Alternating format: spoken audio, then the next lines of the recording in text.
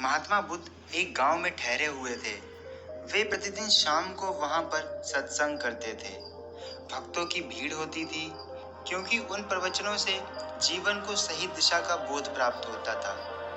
बुद्ध की वाणी में गजब का जादू था। उनके शब्द श्रोता के दिल में उतर जाते थे। एक युवक प्रतिदिन बुद्ध का प्रवचन सुनता था।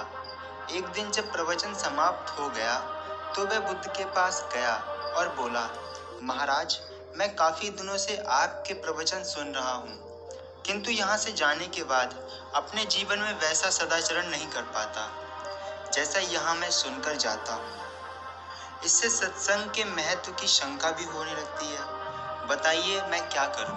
बुद्ध ने युवक को बांस की एक टोकरी देते हुए उसमें पानी भरकर लाने के लिए कहा।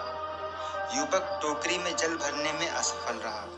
बुद्ध ने यह कार्य निरंतर जारी रखने के लिए कहा। बुद्ध प्रतिदिन टोकरी में जल भरने का प्रयास करता, किंतु सफल नहीं हो पाता। कुछ दिनों बाद बुद्ध ने उससे पूछा, इतने दिनों से टोकरी में लगातार जल भरने से क्या टोकरी में कोई फर्क नजर आया? युवक बोला, एक फर्क जरूर नजर आया है।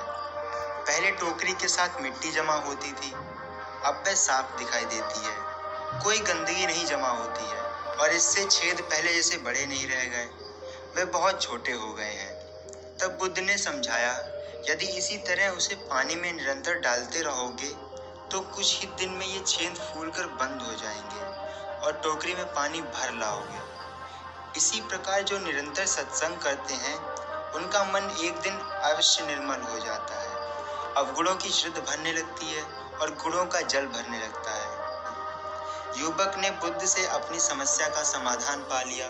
निरंतर सत्संग से दुर्जन भी सज्जन हो जाते हैं, क्योंकि महापुरुषों के पवित्र वाणी उनके मानसिक विचारों को दूर कर उसमें सद्विचार का